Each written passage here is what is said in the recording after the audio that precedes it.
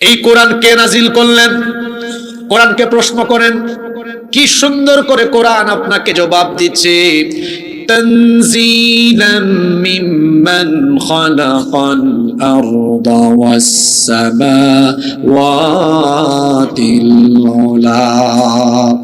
মাথার উপরে সুবিশাল সুউচ্চ সুবিস্তৃত আসমান আর পায়ের তলার এই বিশাল জমিন, এগুলো সৃষ্টি করেছেন যিনি, এই কোরআন তোমাদের জন্য নাজিল করেছেন তিনি। তাহলে কোরআন নাজিল করেছেন কে? এটাকে নবী বানিয়ে বলেছেন? মক্কার কাফিররা যখন বলতো, তারা বলতো মুহাম্মদ, আমরা বলি সাল্লাল্লাহু আলাইহি ওয়াসাল্লাম নিজে নিজে কোরআন বানিয়ে আমাদের সামনে প্রচার করে।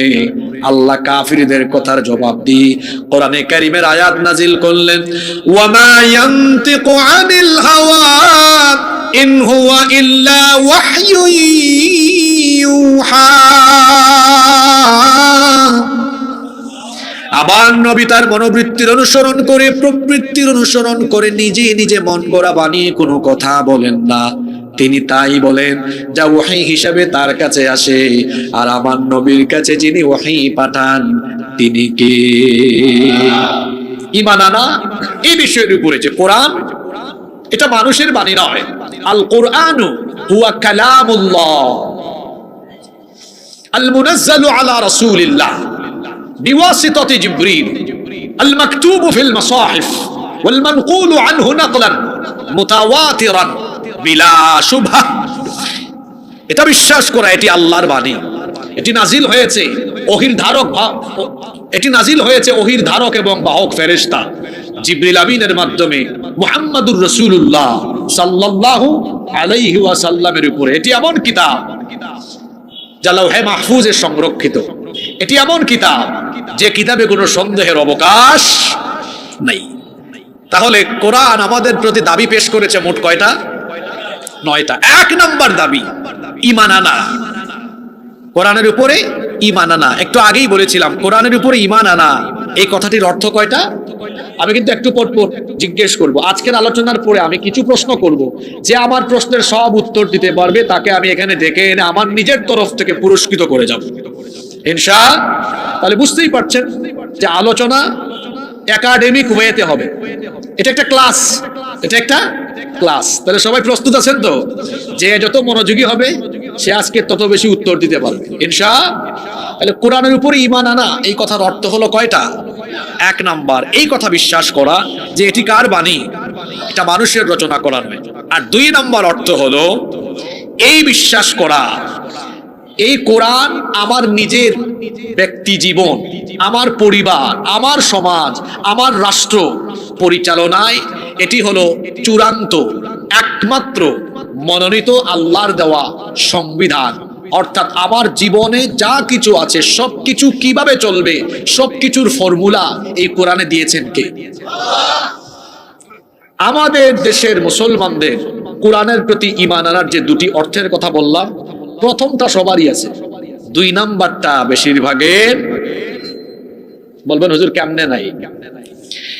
এই পাবনার যে কোনো মসজিদে যদি জুমার দিনে খতিব সাহেব বলেন আমাদের এই মসজিদ কোরআনের আইনের ভিত্তিতে পরিচালিত হবে, আল্লাহর আইনে মসজিদ চলবে, মসজিদের সভাপতি, সেক্রেটারি, ক্যাশিয়ার, মসজিদের সকল মুসল্লি রাজি হয়ে বলবে হুজুর আমরা একমত, আমাদের এই মসজিদ কোরআনের আইনে আল্লাহর আইনে চলুক, আমাদের কোনো আপত্তি নাই।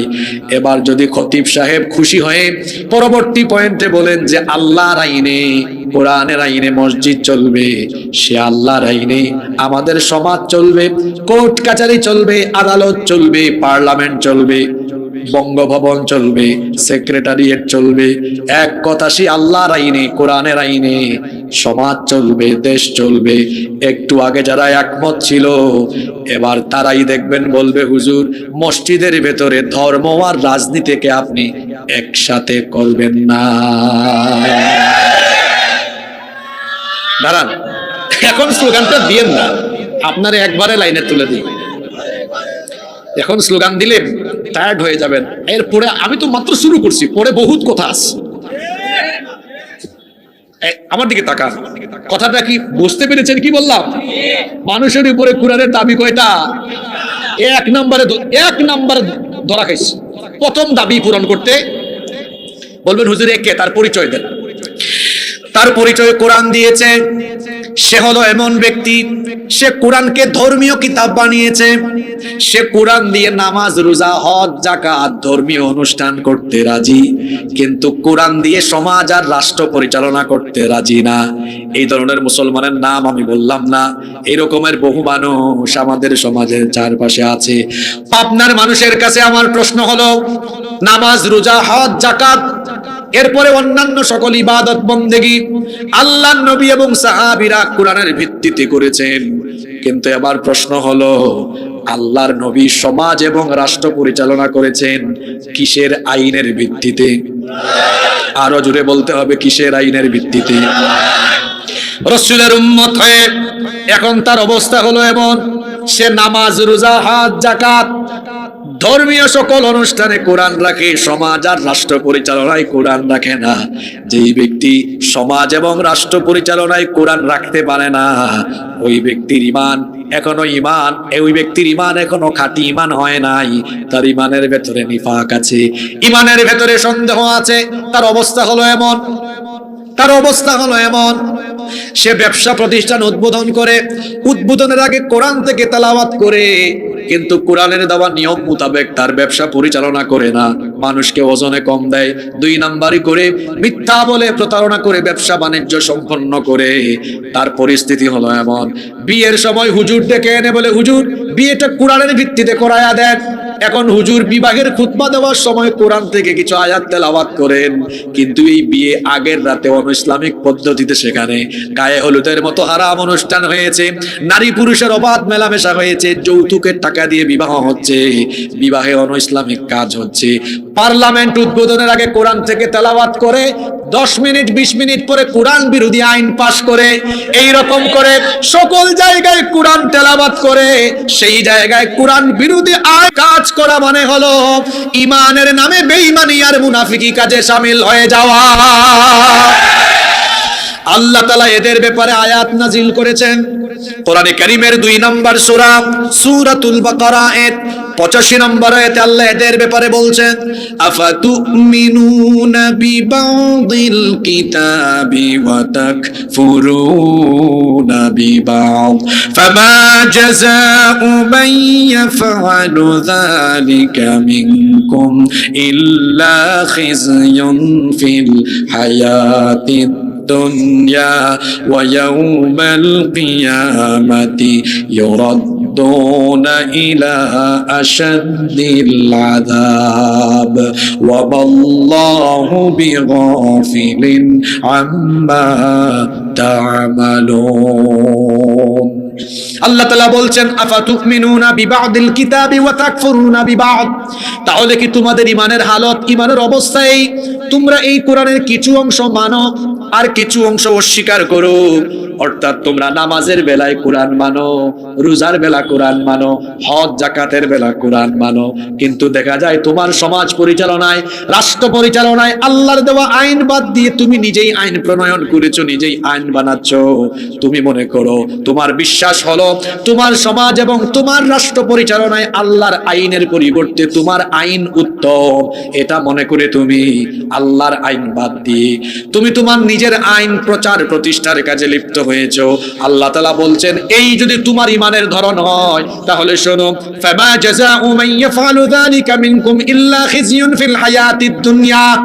এই রকম যদি কারো ইমানের ধরন হয় তাহলে ওই ব্যক্তিকে আমি দুনিয়াতে লাঞ্ছিত করব, ওই ব্যক্তিকে আমি দুনিয়ায় অপমান করব।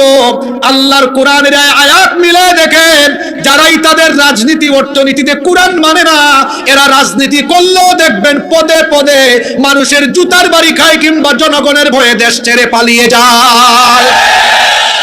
কিন্তু যারা কোরআনের আইনের ভিত্তিতে অর্থনীতি রাজনীতি পরিচালনা করে, এরা কখনো বেইজ্জত হয় না, অপমানিত হয় না। দুনিয়ায় আখিরাতে তাদের জন্য সম্মানের ব্যবস্থা যিনি রেখেছেন, গলার আওয়াজ বড় করে সবাই বলেন তিনি কি?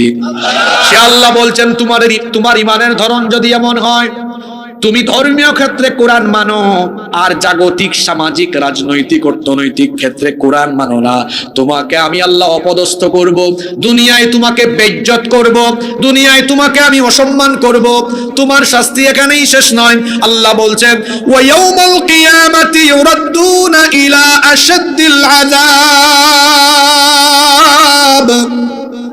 আর আখিরাতে তোমাকে কঠিন শাস্তির সম্মুখীন করা হবে। তার মানে বোঝা গেল যে এই ব্যক্তির ঈমানের মধ্যে খটকা আছে, সন্দেহ আছে। কেউ যদি মনে করে এই কোরআন এটি আমার ধর্মীয় ক্ষেত্রের বাহিরে অন্যান্য ক্ষেত্রে অকার্যকর, এমনটা মনে করবে যারা, দুনিয়া আখিরাতে আল্লাহর অপমান আর শাস্তির সম্মুখীন হবে তারা। কথা কি বোঝা যায়? তাহলে চিন্তা করেন তো, মানুষের উপরে এক নাম্বার যে দাবি কোরআন পেশ করলো, এই এক নাম্বার দাবি পূরণেই তো কত মানুষ ব্যর্থ।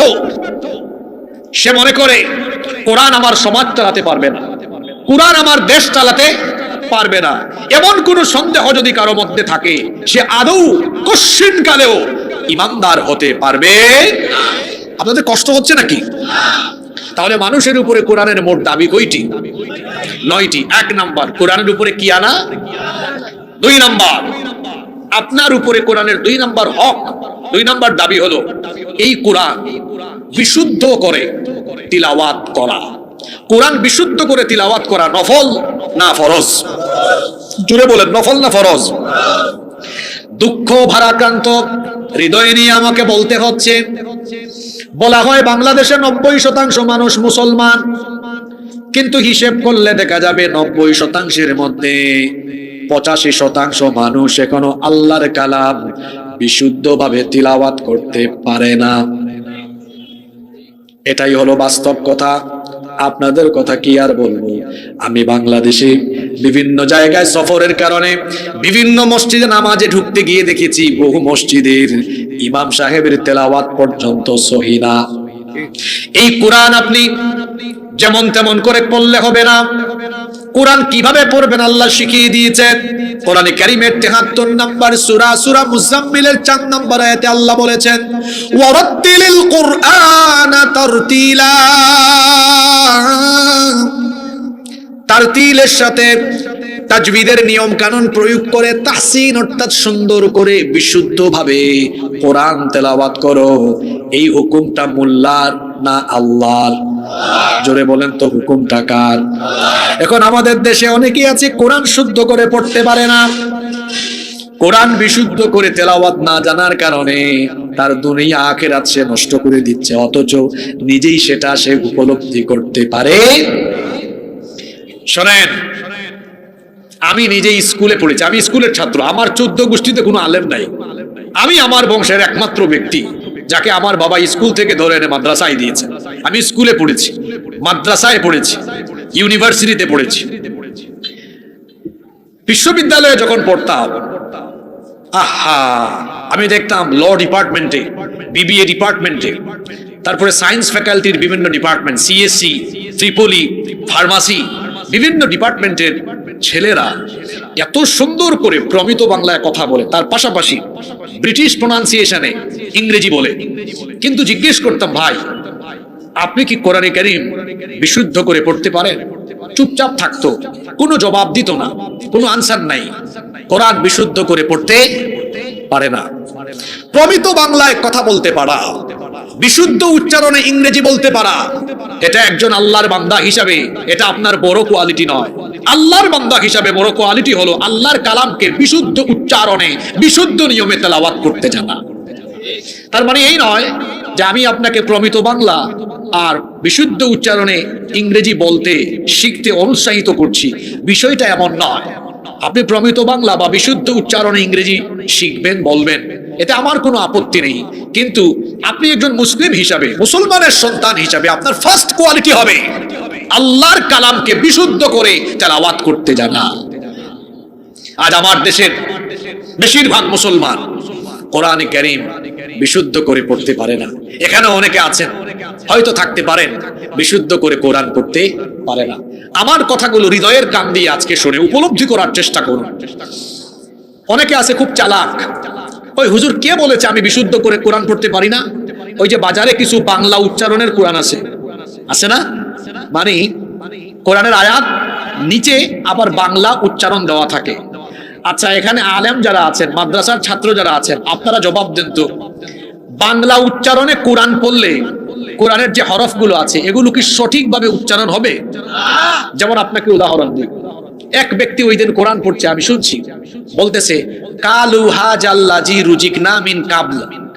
আল্লাহ আমাকে ক্ষমা করুন, আমি এটা মানুষকে বোঝানোর জন্য বলছি। এখন বলতেছে কালু, আপনি তো বাংলায় কলু কে বাংলা লেখলে কি হবে? কালু হবে। এখন আলেমরা বলেন, মাদ্রাসার ছাত্ররা বলেন, শব্দটা কি কালু না কলু? কাফ বলতে, এটা তো কাফ না, এটা কফ। আরবি 29টা অক্ষরের মধ্যে 7টি অক্ষর মোটা করে পুর মানে বলিষ্ঠ করে উচ্চারণ করতে হয়। সদ, দদ, ত, য, অনেকে আছে বলে তুয়া, জুয়া, তাই না? তারপরে আইন, গইন, অনেকে বলে আইন গাইন, এটা হলো আইন। তারপরে গইন, ফা, কফ, কাফ, সদ, দ, ত, দ, সরি, সদ, দ, ত, দ, খ, গইন, কফ, এই 7টা অক্ষর মোটা অক্ষর, এগুলো পাতলা হয় না, উচ্চারণ মোটা হয়। তাহলে এই যে আছে লেখা কোরআনের আয়াত, এটা কলু, সে বলতেছে কালু। তারপর শব্দ হলো হাদা, হাদা, জালের উচ্চারণ জিহ্বার আগা আর দাঁতের আগায় লাগিয়ে বলতে হয় হাদা, আর সে বলে হাজা। শব্দ হচ্ছে রুজিকনা, সে বলে রুজিকনা। এখন বলতে পারেন হুজুর অসুবিধা কি? একরকম পড়লেই তো হয়েছে। বাংলা, ইংরেজি বা পৃথিবীর যে কোনো ভাষা যে কোনো ভাবে পড়লে গুনাহ হবে না, কিন্তু কোরআন যদি আপনি কোনো একটা অক্ষর অশুদ্ধ উচ্চারণে পড়েন, তখন কোরআনের অর্থ আর জায়গায় থাকে না, অর্থ বিকৃত হয়, অর্থ পরিবর্তন হয়, লাহনে জালি, প্রকাশ্য বা বড় ধরনের ভুল হওয়ার কারণে আপনার নামাজ সহ বাতিল হয়ে যায়। ইন্না লিল্লাহি ওয়া ইন্না ইলাইহি। আমরা সবাই জানি কোরআন তেলাওয়াত বিশুদ্ধ করে করলে প্রতি হরফে 10 করে নেকি পাওয়া যায়। কিন্তু অনেক মানুষ এমন আছে যারা কোরআন তেলাওয়াত করে সওয়াবের পরিবর্তে কোরআন তাকে লানত দেয়। রব্বা কারিউল কোরআন ওয়াল কোরআনু ইয়ালানুহু। কোরআনের এমন বহু তেলাওয়াতকারী আছে, কোরআন এদেরকে লানত দেয়। জুড়ে বলেন তো, কোরআন এদেরকে কি দেয়? প্রশ্ন হলো, কোরআন এদেরকে লানত দেয় কেন? কারণ এরা বিশুদ্ধ করে কোরআন পড়তে জানে না। এরা এমনি পড়ে, ওই যে হাজাল্লাজি রুজিকনা মিন কাবল, আউযু বিল্লাহি মিনাশ শাইতানির রাজিম। এটা আউযু বিল্লাহ না আউযু বিল্লাহ? আপনি বলবেন হুজুর একরকম পড়লেই হয়েছে। নো, কে বলেছে একরকম পড়লে হয়েছে? আপনি আরবিতে একটা অক্ষরের জায়গায় উচ্চারণে যদি সামান্যতম ত্রুটি বিচ্যুতি করেন, অর্থ ঠিক থাকে না, অর্থ পুরো উল্টে যায়। যেমন সূরা ইখলাস প্রথম আয়াত হলো কুল হুয়াল্লাহু আহাদ, এখানে কফ আছে, আপনি তো কফের উচ্চারণ কাফ পড়েন, তো কুল হুয়াল্লাহু আহাদ সঠিক উচ্চারণে পড়লে অর্থ হয়, হে নবী বলুন তিনি হচ্ছেন আল্লাহ, যিনি একক এবং অদ্বিতীয়। আপনি যখন কফের জায়গায় কাফ পড়েন, কুল, আলেমরা জানেন এটা আমরের সিগা হয়, কুল মানে খাও, অর্থ হয়ে যায় যে আল্লাহ একজন, তারে ধইরা খাইয়া ফেলো। নাউযু বিল্লাহি মিন। আছে আলহামদুলিল্লাহি রাব্বিল আলামিন, আপনি পড়ছেন আলহামদুলিল্লাহি রাব্বিল আলামিন, নাউযু বিল্লাহি মিন যালিক। গত 3-4 দিন আগে বগুড়ার শিবগঞ্জে এক মসজিদে নামাজে ঢুকলাম, এশার নামাজে। বলছিলাম না কিছু হুজুরের অবস্থা এরকম আছে, পড়ছে ইয়াউমা লা তামলিকু নাফসুন লিনাফসিন শাইআ, এটাকে পড়ছে ইয়াউমা লা তামলিকু নাফসিন লিনাফসিন শাইআ। শাইআ কে পড়ছে কি? শাইআ, হামজাকে আইন, আইনকে হামজা বানালে অর্থ কি ঠিক থাকে? এবার শুনুন ভয়াবহতার কথা, এবার শুনুন ভয়াবহতার কথা। বিশুদ্ধভাবে যারা কোরআন তেলাওয়াত করতে পারে না, এদের জন্য ক্ষতি হলো 3টা। কথা বুঝে থাকলে আমার সাথে সবাই জবাব দিয়ে বলেন তো, বিশুদ্ধভাবে কোরআন তেলাওয়াত করতে যারা জানে না, এদের লস হলো কয়টা?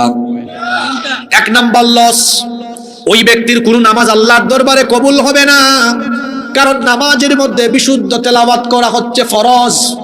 আমরা এখন কোয়ান্টিটির পাগল, কোয়ালিটির পাগল নই। মনে রাখবেন, মনে রাখবেন, কোয়ান্টিটির চাইতে কোয়ালিটি হলো গুরুত্বপূর্ণ। কথা কি বললাম? কোয়ান্টিটির চাইতে কোয়ালিটি গুরুত্বপূর্ণ। আবার ইউনিভার্সিটি লাইফের একটা কথা আজকে মনে পড়লো। আমি তখন 3rd সেমিস্টারে পড়ি, 2nd ইয়ারে। তো আমাদের এক স্যার ছিলেন, উনি এখন কানাডায় আছেন। তো স্যারের বাসায় গিয়েছিলাম সন্ধ্যার পরে। ফাইনাল এক্সামের খাতার বান্ডেল খুললেন, আমাদেরকে নাস্তা দিয়ে স্যার বললেন, আজকে তোমাদেরকে একটা বিষয় দেখাই। বললাম, স্যার কি? তিনি খাতা দেখালেন, এক ছাত্র 51 পৃষ্ঠা লিখেছে। কত পৃষ্ঠা? 51 পৃষ্ঠা। স্যার তাকে নাম্বার দিয়েছেন 1। কত নাম্বার? তা আমরা বললাম, স্যার এত লিখে 1 পাইলো কিভাবে? স্যার বললেন, তার কোয়ান্টিটি বেশি, লেখার কোয়ান্টিটি বেশি, কিন্তু কোয়ালিটি নাই। অর্থাৎ প্রশ্ন চেয়েছে একটা, আর সে লিখেছে, আনসার করেছে আরেকটা। তো বললাম, স্যার তাহলে 1 দিলেন কেন? একটু দয়া করে দিয়েছি, এত সময় নিয়ে লিখলো, এজন্য 1 নাম্বার দিয়েছি। তো স্যার যদি এটা শুনেন কখনো ইউটিউবে, স্যারও মনে করবেন এটা। আরেকজনের খাতা দেখিয়েছেন, 16 পেজ লিখেছে। কত? 16 পেজ, 16 পেজ। তাকে A+ দিয়েছেন স্যার। স্যার এটা দেখায় আমাদেরকে বোঝাতে চাইলেন, দেখো লেখার কোয়ান্টিটি, পরিমাণ যদি কম হয়, কিন্তু লেখার কোয়ালিটি যদি ভালো হয়, তাহলে নাম্বার পাওয়া যায় বেশি। এই ঘটনাটা এই জন্য বললাম, 100 রাকাত নামাজ আদায় করলেন। কত রাকাত? 100 রাকাত। কোয়ান্টিটি বেশি, কিন্তু আপনার নামাজের তিলাওয়াত সহি না। আলহামদুলিল্লাহ রাব্বিল আলামিন, তেলাওয়াতের কোয়ালিটি এই। রুকু সাজদায় তাড়াহুড়া, খুশুও নাই, খুদুও নাই। 100 রাকাত কোয়ান্টিটির নামাজের কোনো দাম আল্লাহর কাছে। আরেকজন ব্যক্তি 2 রাকাত নামাজ আদায় করেছে। কয় রাকাত? কিন্তু নামাজটা কোয়ালিটিফুল, তেলাওয়াত সুন্দর। যখনই দাঁড়িয়েছে সুন্দর করে পড়ছে, আলহামদুলিল্লাহি রাব্বিল আলামিন الرحمن الرحيم مالك يوم الدين إياك نعبد وإياك نستعين اهدنا الصراط المستقيم صراط الذين أنعمت عليهم غير المغضوب عليهم ولا الضالين।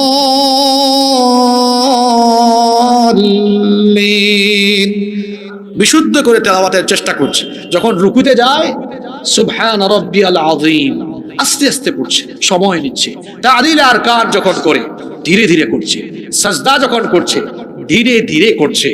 এই নামাজের সংখ্যা হলো কোয়ান্টিটি। কয় রাকাত? কোয়ালিটি থাকার কারণে 100 রাকাত নামাজ আল্লাহ কবুল না করলেও কোয়ালিটি থাকার কারণে 2 রাকাত নামাজ আল্লাহর দরবারে কবুল হয়ে যাবে। সুবহানাল্লাহ। তাহলে আপনারা আমাকে বলেন, আমাদের নামাজে ইবাদতে কোয়ান্টিটি থাকা চাই না কোয়ালিটি থাকা চাই? এখন আপনারা আমাকে বলেন, বিশুদ্ধ তিলাওয়াত ছাড়া কি কোনো ইবাদতে কোয়ালিটি থাকবে? বিশুদ্ধ ইবাদত ব্যতীত কোনো ইবাদতের কোয়ালিটি থাকবে? এজন্য আমি বলছিলাম, বিশুদ্ধ করে যারা কোরআন পড়তে পারে না, তাদের লস হলো 3টা। 1 নাম্বার, তার নামাজের কোয়ালিটি ঠিক থাকবে না, নামাজ হবে না। 2 নাম্বার হলো, ওই ব্যক্তি আল্লাহর রাসূলের শাফাআত থেকে বঞ্চিত হয়ে যাবে। এই কোরআন যার উপরে নাজিল হয়েছে, আমার আপনার প্রিয় নবী রাহমাতাল লিল আলামিন মুহাম্মাদুর রাসূলুল্লাহ, আমার সাথে সবাই বলেন সাল্লাল্লাহু আলাইহি ওয়াসাল্লাম। কিয়ামতের ময়দানে আমার আপনার নবীকে আল্লাহ তাআলা সুপারিশের অনুমতি দিবেন, শাফাআতের অনুমতি দিবেন। সেই দিন আমার নবীর সুপারিশ পাবে যারা, আল্লাহর জান্নাত সহজেই পেয়ে যাবে তারা। আল্লাহর নবী বলেছেন কিয়ামতের দিন আল্লাহ সর্বপ্রথম আমাকে শাফাআতের অনুমতি দিবেন। আমি যার জন্য সুপারিশ করব, আল্লাহ তাকে আর জাহান্নামে দিবেন না, আল্লাহ তাকে জান্নাত দিয়ে দিবেন। সুবহানাল্লাহ। খুব মনোযোগ দিয়ে শোনেন, স্কুল কলেজ ইউনিভার্সিটির ছাত্র ভাইয়েরা, যুবক ভাইয়েরা, সবাই কথাগুলো মনোযোগ দিয়ে শোনেন। কথাগুলো যুবকদেরকে আমি একটু বেশি দৃষ্টি আকর্ষণে দিয়ে বলার কারণ হলো, আমরা অনেকেই আছে এখনো কোরআন শিখতে পারি নাই। আমার ভাইয়েরা ভালো করে শোনেন, যারা আমরা কোরআন শিক্ষা থেকে নিজেকে বঞ্চিত করলাম, আমরা যেন নিজেরাই নিজেকে আল্লাহর নবীর সুপারিশ থেকে বঞ্চিত করার ব্যবস্থা করে দিলাম। কারণ কিয়ামতের ময়দানে আল্লাহ তাআলা যখন তার নবীকে সুপারিশের অনুমতি দিবেন, পারমিশন দিবেন, আল্লাহর নবী সুপারিশ করতে থাকবেন। কিছু ব্যক্তির জন্য যখন নবী সুপারিশ করতে চাইবেন, ফেরেশতারা নিষেধ করে দিবে। আল্লাহর নবী বলবেন, কেন তাদের ব্যাপারে নিষেধ করছো? জানিয়ে দেওয়া হবে, এরা সেই ব্যক্তি যারা দুনিয়াতে থাকা অবস্থায় কোরআন বিশুদ্ধ করে শিখে নাই, কোরআন থেকে নিজেকে বঞ্চিত করেছে। আল্লাহর নবী তখন এই ব্যক্তিদের জন্য আল্লাহর দরবারে সুপারিশ করার পরিবর্তে আল্লাহর আদালতে এদের বিরুদ্ধে মামলা দায়ের করবেন। এদের ব্যাপারে অভিযোগ করে তিনি আল্লাহ তাআলাকে বলবেন। কোরআনে কারীমের 25 নম্বর সূরা সূরাতুল ফুরকানের 30 নম্বর আয়াত আল্লাহ তাআলা বলছেন, রাসূল তখন এদের ব্যাপারে অভিযোগ করে বলবেন, ওয়াকালার রাসূলু ইয়া রাব্বি ইন্না কওমি ইত্তাখাযু হাযাল কুরআনা মাহজুরা। রাসূল বলবেন, হে রব, ইন্না কওমি ইত্তাখাযু হাযাল কুরআনা মাহজুরা, আমার উম্মতের এই ব্যক্তিবর্গ, এই মানুষগুলো কোরআনকে দুনিয়ায় পরিত্যাগ করেছে, কোরআন শিখে নাই, কোরআন থেকে নিজেকে বঞ্চিত করেছে, কোরআনকে পরিত্যাগ করেছে। এই জন্য আজ হাসরের মাঠে এই লোকদেরকে আমি রাসূল আজকে পরিত্যাগ করলাম। আরে তার কোন বাপ বাঁচাবে এখন? আর তার কোন বাপ তাকে বাঁচাবে? আর যেখানে রাসূল বলবেন আমি তাকে পরিত্যাগ করলাম, কেউ বাঁচাতে পারবে? কথা বলছেন না কেন? পারবে? আপনি কি এখানে আছেন নাকি এক কান দিয়ে ঢুকে অন্য কান দিয়ে বের করে দেন? কথা কি বুঝতেছেন এগুলা? রাসূল বলবেন আমি তাকে পরিত্যাগ করলাম, কে বাঁচাবে তাকে? আর আমাকে বলেন, এখনো আপনি কোরআন শিখলেন না। কোরআন না শিখে আপনি দুনিয়া থেকে যাইয়েন না, পরিস্থিতি বড় সাংঘাতিক হয়ে যাবে। কোরআন না শিখার 3 নম্বর ভয়াবহতা হলো, যেই ব্যক্তি কোরআন শিখবে না আল্লাহ তাআলার তরফ থেকে তার জন্য শাস্তি বরাদ্দ হলো আরো 3টা। জোরে বলেন কয়টা? রব্বুল আলামিন কোরআনে কারীমের 20 নম্বর সূরা সূরাতুত তাহা এর 124 নম্বর আয়াত থেকে বলছেন, ওয়া মান আরাদা আন যিকরি ফাইন্না লাহু মাঈশাতান দানকা ওয়া নাহশুরুহু ইয়াওমাল কিয়ামাতি আমা। আল্লাহ তাআলা বলছেন, যারা আমার উপদেশ সম্বলিত এই কিতাব থেকে মুখ ফিরিয়ে নিবে, ফাইন্না লাহু মাঈশাতান দানকা, নিশ্চয়ই আমি তাদের জীবনকে সংকীর্ণ করে দিব। মুফাসসিরিন কেরাম এই মাঈশাতান দানকার ব্যাখ্যায় মোট 2টা অর্থ দিয়েছেন। 1 নম্বর অর্থ হলো আল্লাহ তাআলা বলেছেন আমি তাদের জীবনের সুখ শান্তি কেড়ে নিব। এই আয়াতের সাথে আপনি দুনিয়ার মানুষের বাস্তবতা মিলায় দেখবেন যাদের জীবনে কোরআন নাই, এদের জীবনে সুন্দরী নারী, গাড়ি বাড়ি সব থাকলেও দেখবেন এদের কপালে সুখ নাই। কারণ সুখ শান্তি দেওয়ার মালিক কে? এদের রাতের ঘুম হয় না টেনশনের কারণে। আল্লাহ তাআলা বলেছে, যারা কোরআন থেকে নিজেকে বঞ্চিত করবে আমি তাদেরকে সুখ শান্তি থেকে বঞ্চিত করব। এ জীবনেও সুখ পাবে না, শান্তি পাবে না, এটা তার দুনিয়ার শাস্তি। 2 নম্বর শাস্তি হলো এই মাঈশাতান দানকার ব্যাখ্যায় 2 নম্বর অর্থ মুফাসসিরগণ দিয়েছেন, এই লোকটার কবরের জীবনকে সংকীর্ণ করে দেওয়া হবে। আপনার বেডরুম হলো 150 স্কয়ার ফিট, 180, 200, 250 স্কয়ার ফিট, কিন্তু আপনার জন্য যে কবর অপেক্ষমান, এই কবর বড় ন্যারো, বড় সংকীর্ণ জায়গা। মাত্র 3.5 হাত কবরে মানুষ আপনাকে রেখে দিয়ে চলে আসবে। কোরআন না শিখে কবরে যাইয়েন না রে ভাই, পরিস্থিতি কিন্তু জটিল হয়ে যাবে। যখনই মানুষ আপনাকে কবরে রেখে উঠে চলে আসবে, কোরআন না শিখে যে ব্যক্তি কবরে যাবে সেই ব্যক্তির কবর আরো সংকীর্ণ হয়ে যেতে থাকবে। সংকীর্ণ হতে হতে সংকীর্ণ হতে হতে 2 পাশের কবরের মাটি তার দেহকে এমন ভাবে চাপ দিবে, তার এক পাশের পাঁজর গিয়ে অন্য পাশের পাঁজরে এভাবে ঢুকে যাবে। আল্লাহু আকবার। এই রকম করে তার উপরে আল্লাহর হুকুমে শাস্তি চলতে থাকবে ততক্ষণ, কিয়ামত হবে না যতক্ষণ। এটা হলো তার 2 নম্বর শাস্তি। আর ওই ব্যক্তির জন্য 3 নম্বর শাস্তি হলো ইসরাফিল আলাইহিস সালাম সিংহায় ফুৎকার দেওয়ার পরে যখন কিয়ামতের দিন কবর খুলে যাবে, কবর থেকে যখন মানুষকে উঠায়া হাসরের ময়দানে একত্রিত করা হবে, যে ব্যক্তি কোরআনের শিক্ষা থেকে নিজেকে বঞ্চিত করেছে সেই ব্যক্তিকে আল্লাহ তাআলা কিয়ামতের দিন অন্ধ করে দিয়ে, চক্ষুকে আলোহীন করে দিয়ে কবর থেকে উঠাবেন। আল্লাহ তাআলা পরের আয়াতে বলছেন, ওয়া নাহশুরুহু ইয়াউমাল কিয়ামাতি আমা, আর আমি অন্ধ অবস্থায় তাদেরকে হাসরের মাঠে একত্রিত করব, কবর থেকে অন্ধ করে উঠাবো। যখন এদেরকে অন্ধ বানিয়ে চক্ষু আলোহীন করে দিয়ে কবর থেকে উঠানো হবে, তখন এই ব্যক্তি আল্লাহ তাআলাকে অভিযোগ করে বলবে, ক্বালা রাব্বি লিমা হাশারতানি আ'মা ওয়া ক্বাদ কুনতু বাসীরা। রব আমাকে অন্ধ করে দিয়েছো কেন? আমি তো দুনিয়াতে আলোহীন ছিলাম না, চক্ষুষ্মান ছিলাম, কেন আজ আমাকে অন্ধ করে দিলে? আল্লাহ তাআলা তখন তাকে জবাব দিয়ে বলবেন, কাযালিকা আতাতকা আয়াতুনা ফানাসিতাহা ওয়া কাযালিকাল ইয়াউমা তুনসা। তোমাকে কেন অন্ধ করে দিয়েছি তুমি বুঝো না? দুনিয়াতে তোমাকে আমি চক্ষু দিলাম, সব দেখলা, বাংলাও দেখলা, ইংরেজিও দেখলা, আসমান দেখলা, জমিন দেখলা, আমার কিতাব তোমার চোখে পড়ে নাই। সব দেখেছো, আমার কোরআন দেখো নাই। আমি আজ তোমার চক্ষুকে একেবারে আলোহীন করে দিলাম। তুমি দুনিয়াতে সব মনে রেখেছো, আমার কোরআনকে ভুলে গিয়েছো। এই জন্য আজ হাসরের মাঠে তোমার মতো গোলামকে আমি আল্লাহ ভুলে গেলাম। ইন্না লিল্লাহি ওয়া ইন্না ইলাইহি রাজিউন। চিন্তা করেন তো, একটু আগেই বললাম রাসূল তাকে পরিত্যাগ করবেন, আর এখন এই আয়াত থেকে আমরা বার্তা পেলাম আল্লাহ পরিত্যাগ করে বলবেন তোর মতো গোলামকে আমি আল্লাহ ভুলে গেলাম।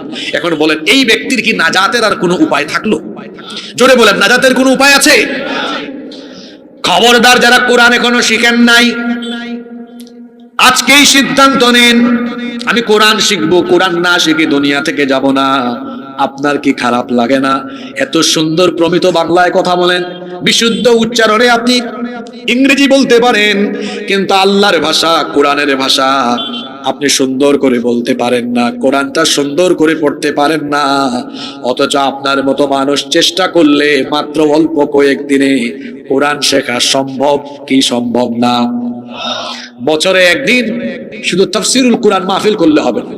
প্রতিটা এলাকায়, প্রতিটা স্কুলে, কলেজে, ইউনিভার্সিটিতে কোরআন শিক্ষা কেন্দ্র থাকা দরকার, যেখানে সবাই বিশুদ্ধ করে কোরআন শিখবে। কারণ কোরআন আমাকে জান্নাতের পথ দেখাবে। জান্নাতের পথ পাবে সেই ব্যক্তি, কোরআনের হক আদায় করবে যেই ব্যক্তি। কোরআনের 2 নম্বর হক হলো এই কোরআনকে বিশুদ্ধভাবে পড়বে। আপনারা কি ঘুমায় গেলেন নাকি? আমি বলছিলাম না আজকে মিলাবেন আপনার উপরে কোরআনের কয়টা দাবি পূরণ করেছে। এত সোজা জান্নাত না? কোরআন আপনাকে জান্নাতের পথ দেখাচ্ছে, দাবি পূরণ করতে হবে। দেখি তো কে মনে রেখেছেন? 1 নাম্বার দাবি, কোরআনের উপরে পণ্য কি আনা। 2 নাম্বার, এই কোরআন কি করা। আমার যুবক ভাইয়েরা কথা বলেন, যারা এখনো কোরআন শিখেননি, আপনারা বিশুদ্ধ কোরআন শেখার জন্য অফলাইন, অনলাইন, যে কোনো মসজিদ, মাদ্রাসা, যে কোনো অনলাইন অফলাইন প্রতিষ্ঠান, যেখানেই পারেন সেখানে কোরআন শেখার ডিসিশন নিয়ে আজকে এখান থেকে উঠবেন। পারবেন ইনশাআল্লাহ? আল্লাহ তৌফিক দান করেন। নাম্বার 3, আপনাদের কি কষ্ট হচ্ছে নাকি? কমিটিকে ধন্যবাদ। পাবনায় এই মাহফিল আর ঈশ্বরদীতে আরেকটা মাহফিল করেছিলাম। এই 2টা মাহফিল ইতিহাস হয়ে থাকবে। মাহফিল তখনই সফল হয় যখন কমিটি সময় মেনটেন করে, ম্যানেজমেন্টের যখন দক্ষতা থাকে। আজকের কমিটি বড় স্মার্ট। আমাকে একদম 9টায় বলেছে, 9টায় উঠিয়েছে, ওয়াদা পূরণ করেছে। এই কমিটির প্রতি আমার সম্মান, ভালোবাসা, শ্রদ্ধাবোধ আজীবন থাকবে ইনশাআল্লাহ। দেখছেন মানুষ কত মনোযোগী, কারণ লোড নেওয়ার মতো তার ক্যাপাসিটি আছে। কিন্তু আপনি 11টায় উঠান, ওর তো আর ক্যাপাসিটি থাকে না, তখন দুর্বল হয়ে যায় ব্যাটারি ফিউজ। অনেক জায়গায় আছে কালেকশন করতে করতে 11টা বাজায়, আছে না এরকম? আমরাও সিদ্ধান্ত নিয়েছি যে আগামী বছর থেকে সারা দেশে যারা 10:30 বা সর্বোচ্চ 11টার আগে মাহফিল শেষ করবে না, এদেরকে মাহফিল দেওয়া হবে না। সম্মানিত ভাইয়েরা, 3 নম্বর, আমাদের প্রতি কোরআনের 3 নম্বর হক হলো আমি বিশুদ্ধ করে কোরআন শিখলাম। এখন কোরআন আমাকে বলছে এখন বেশি বেশি এই কোরআন তিলাওয়াত করতে হবে। বেশি বেশি কোরআন কি করতে হবে? কোরআন তেলাওয়াত করলে মানুষের হৃদয় প্রশান্ত হয়, কোরআন তেলাওয়াতে মানুষের ঈমান বাড়ে। আল্লাহ তাআলা এজন্য বলেছেন, ওয়া ইযা তুলিয়াত আলাইহিম আয়াতুহু যাদাতুহুম ঈমানা। যখন আল্লাহর আয়াত এদের সামনে তেলাওয়াত করা হয় তখন তাদের ঈমান আরো বেড়ে যায়। দেখবেন কঠিন মুসিবতের সময়ে কোরআন তেলাওয়াত করলে ঈমান বাড়ে। আপনি যখন কোরআন পড়বেন আর যদি বুঝতে পারেন, কঠিন ভাবে ঈমান বাড়বে। যেমন আমি আপনাকে বলি, আপনি অসুস্থ হয়েছেন, অসুস্থ অবস্থায় কোরআন পড়েন, ঈমান বাড়বে। বলবেন হুজুর কেমনে ঈমান বাড়বে? কোরআনের ওই ঘটনাটা পড়েন। আপনি 6 মাস 7 মাস অসুস্থ, মন খারাপ, আইয়ুব নবীর ঘটনাটা কোরআন থেকে পড়েন। আল্লাহ বলছেন, ওয়া আইয়ুবা ইয নাদা রাব্বাহু আন্নী মাসসানিয়াদ-দুর ওয়া আনতা আরহামুর রাহিমিন। 18 বছরের জটিল অসুস্থতা, তার শরীর পচে যাওয়ার উপক্রম হয়েছিল, জিহ্বা পর্যন্ত পচন আরম্ভ হয়েছিল। 18টি বছর পর্যন্ত অসুস্থ থাকলেন, হতাশ হলেন না, আল্লাহর উপর তাওয়াক্কুল করলেন, শেষ পর্যন্ত আল্লাহর কাছে দোয়া করলেন, আন্নী মাসসানিয়াদ-দুর ওয়া আনতা আরহামুর রাহিমিন। হে আল্লাহ, আমি অসুস্থ, তুমি তো রহমানুর রাহিমিন। এতটুকু কথা বললেন, আল্লাহ তার রোগ ভালো করে দিলেন। আহারে, দুনিয়াতে এমন অনেক রোগ আছে ডাক্তার ভালো করতে পারে না, কিন্তু আল্লাহ চাইলে ওই রোগী ভালো হয়ে যেতে পারে কি পারে না? আপনার বাচ্চা হয় না, সন্তান হয় না, কুরআন তেলাওয়াত করেন, রব্বি হাবলি মিনাস সালিহিন ফাবাশশারনাহু বিগুলামিন হালিম। এটা সূরা সফফাত। 86 বছর পর্যন্ত আমার জাতির পিতা ইব্রাহিম আলাইহিস সালামের সন্তান হয় না, আশা ছাড়েন নাই, দোয়া করেছেন আল্লাহর কাছে। এই আয়াত যখন আপনি পড়বেন আর উপলব্ধি করবেন, ঈমান বাড়বে, ঈমান তাজা হবে। কঠিন বিপদে পড়েছেন, ইউনূস নবীর কাহিনী পড়েন, মুসা নবীর কাহিনী পড়েন, ইব্রাহিম আলাইহিস সালামের কাহিনী পড়েন, আপনার ঈমান বেড়ে যাবে, আপনি কখনো হতাশাগ্রস্ত হবেন না। আজ আমাদের বাড়ি ঘরে কোরআনের তেলাওয়াত নাই। আল্লাহর নবী বলেছেন, লা তাজআলু বুয়ুতাকুম মাকাবির, তোমরা তোমাদের বাড়ি ঘরকে কবর বানিয়ে ফেলো না, বেশি বেশি করে বাড়ির মধ্যে, ঘরের মধ্যে কোরআন তেলাওয়াত করো। আল্লাহর নবী বলেছেন, ইন্নাল বাইতাল্লাযী তুকরাউ ফীহি সূরাতুল বাকারা ইয়ানফিরুশ শাইতানু আন। আল্লাহর নবী বলেছেন, যে বাড়ির মধ্যে, যে ঘরের মধ্যে সূরা বাকারা তেলাওয়াত হয়, ওই ঘরে, ওই বাড়িতে আর শয়তান থাকতে পারে না। আল্লাহর কোরআনের আয়াত তেলাওয়াত হলে পরে শয়তান ওই বাড়ি ছেড়ে পালিয়ে যায়। তাহলে যেই বাড়িতে কোরআনের তেলাওয়াত যত বেশি, ওই বাড়ি শয়তানের প্রভাব মুক্ত তত বেশি। আর যেই বাড়িতে তেলাওয়াত যত কম, ওই বাড়িতে শয়তানি তত বেশি। আর আপনাদের বাড়িতে আপনারা তেলাওয়াত বাড়াবেন না কমাবেন? জোরে বলেন, বাড়াবেন না কমাবেন?